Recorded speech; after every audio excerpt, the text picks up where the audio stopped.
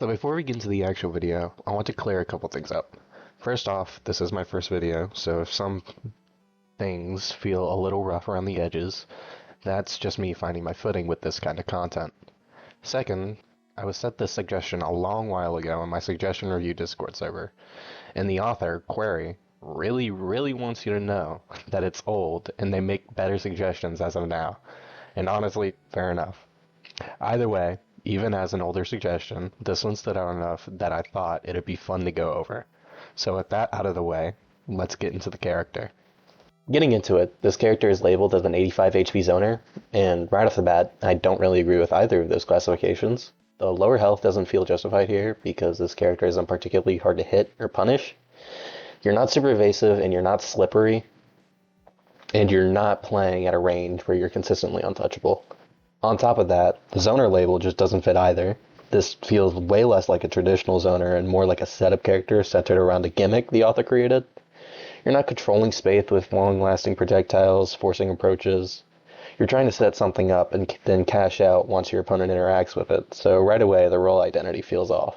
Starting on the passive, it essentially lets you air stall, and honestly, this just isn't a very good passive in practice. Air stalling tends to buff running away more than anything else. It doesn't really synergize with the moveset in any meaningful way, and on top of that, it's conditional. You're not always getting value from it, and even when you do, it usually isn't anything that actively helps you win interactions. Now, I do realize that the passive is meant to support the special by making it harder to punish, letting you stall in the air while placing sigils so you don't immediately get hit for it, and while I understand the intent there, I don't think it fully justifies the passive's existence. At best, it's a band-aid solution to a problem the special creates rather than something that meaningfully enhances the character's overall game plan. And for something that's always there, it still ends up being pretty underwhelming. Next up is the special, Divine Sigil. This makes you throw out your hand and spawn a sigil at your cursor on a low cooldown. Conceptually, I actually like this a lot. It's unique, it plays into the setup archetype, and it clearly has intent behind it. That said, the execution really holds it back. First off, it's pretty easy for opponents to avoid if you don't already have a sigil set up beforehand. It also increases the startup of all your moves as you would need to first summon a sigil, then use your move, which is a huge downside. That basically means the character feels worse to play unless you're already winning neutral and getting time to set things up. On top of that, realistically, most players are going to stack their sigils in one spot to set up combos. That makes the gimmick extremely obvious, and it actively discourages the opponent from ever going near that area. And to make matters worse, the special itself is interruptible, meaning you can actually get punished just for trying to interact with your gimmick. There's also no real camping prevention here, which is a big issue for a setup-based character. I genuinely like the idea behind the special, but it really feels like it wasn't done justice. For the first move, you have Jacob's Ladder. On use, you create a trumpet of light and blow into it, summoning a weaker output Jacob's Ladder on the sigil you're aiming at. It deals medium damage and bypasses block and ragdoll. There is also a variant, Michael's Wings, which activates if you use the move while not aiming at a sigil. Instead, you fly backwards and body slam anyone behind you, like the second part of Crushing Rushdown, but reversed. It deals medium damage, bypasses ragdoll, but is blockable. Overall, this move seems fine. It's a pretty standard setup payoff that requires you to actually get someone onto a sigil. That said, I do think Jacob's Ladder itself should deal more damage since it's a setup move and doesn't feel like it has much more payoff than its variant. The variant, on the other hand, is actually pretty versatile. You can use it for evasion, setting up, comboing, and even some okay neutral. Because of that, it often feels like the better option, which isn't great for a move that's supposed to reward you for engaging with a gimmick. Overall, the move is decent, but the sigil version really needs more incentive to be used over the neutral variant. The second move, Lucifer's Guitar, works almost identically to Jacob's Ladder. The main difference is that instead of one large beam, it fires 3 smaller beams. And honestly, that just makes it worse. I don't really like this move. It feels a bit lazy and unnecessarily convolutes your sigil usage. It doesn't really add a new role or utility, it just does the same thing Jacob's Ladder does, but less effectively. There's not much else to say here, it just feels redundant.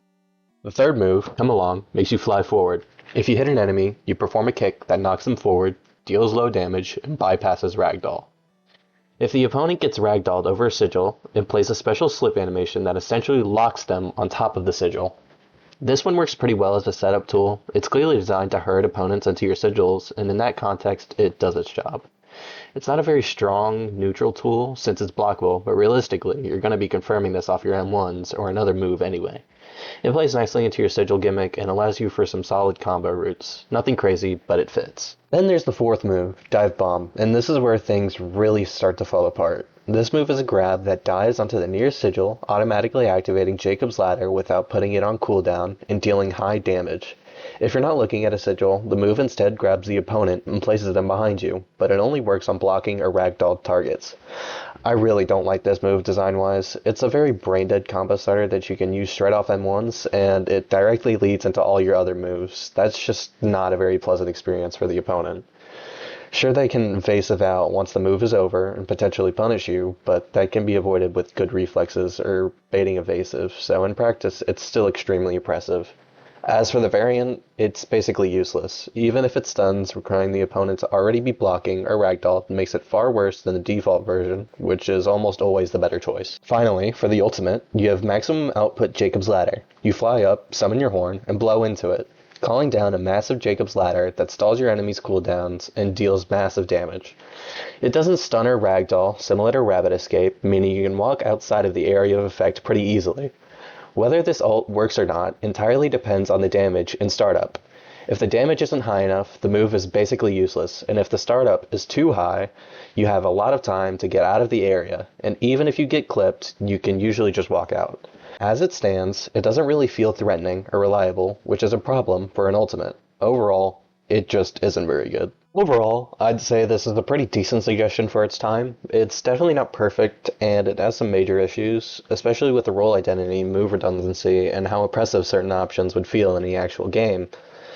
Cough cough, dive bomb. But it does do something that a lot of JJF suggestions fail to do. It has a clear gimmick and follows through on it. The sigil system is consistently used across the kit, the moves are clearly designed around interacting with it, and the author had a specific playstyle in mind rather than just throwing together a bunch of stuff the character did in the manga. That alone already puts it above a lot of other suggestions, with some rebalancing, trimming down redundancy, and reworking a few problem moves, especially Dive Bomb. This could be shaped into something genuinely solid, but as it stands, it's just okay. And with that, that'll be it for this review. If you got your own suggestion you want me to look at, make sure to join the Discord and drop it in the suggestion review channel. No guarantees I'll get to it, since there are a lot of them, but if it catches my eye, you definitely have a chance.